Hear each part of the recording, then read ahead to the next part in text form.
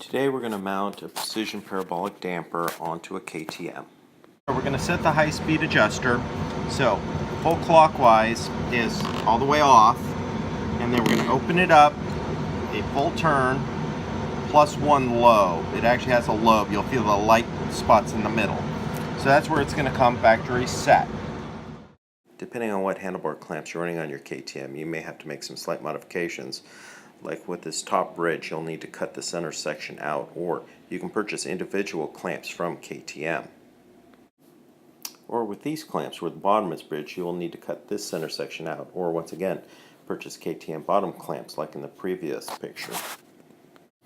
Precision will provide you with aluminum cones, longer bolts and nuts to modify your stock clamps.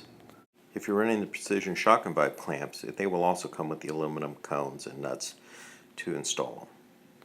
The Precision Parabolic Damper will work fine with PHDS handlebar clamps. So here, I like to strap the front wheel up to the frame so that the stem clamp doesn't, or the stem doesn't fall out of the bearing. So we're going to loosen all our bolts here. That's already been pre-done. Take the pinch bolt off. We'll take the stem bolt off, and now we can work our triple clamp off. We're going to take the dust seal off, and then take the seal underneath it off. Now, if the weld is sticking up, you may need to grind it down a little bit in order to get the clamp down. But first, we're going to try and put the clamp on. And it helps if you pry it open first with a screwdriver, just like so. Now this one goes down pretty far. We can see I have a good gap there. We can drop this on and make sure we have a gap underneath here and in the front, and we do, so we're going to be fine. Now we're going to put our seal back on, the dust cap on, and the O-ring back on. Then we're going to put our bolt in, and we will torque that in a minute. Torque this bolt to 14 Newton meters, and then we can put the triple clamps back on.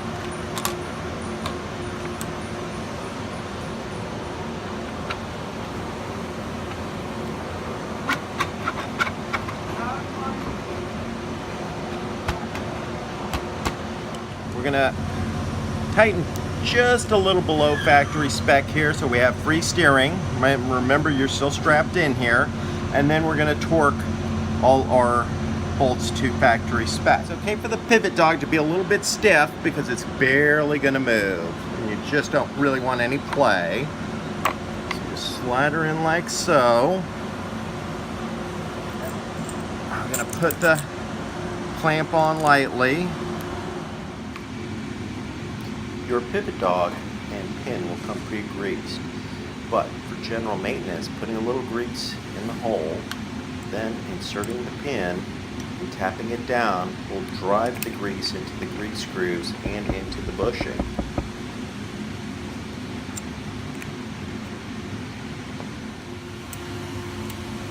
To install the boot, slide the boot over the pivot dog, small end down. Then insert the damper and pin into the pivot dog, pull up the boot, and then lift until it falls into the two grooves, and safety wire as needed. We want to center up the stabilizer and then rotate it to a point where the pivot dog doesn't move too much. So when we come in like so and then turn the bars, it moves slightly forward is ideal. A few millimeters is fine. It's perfectly fine. A few millimeters of pivot in either direction is fine.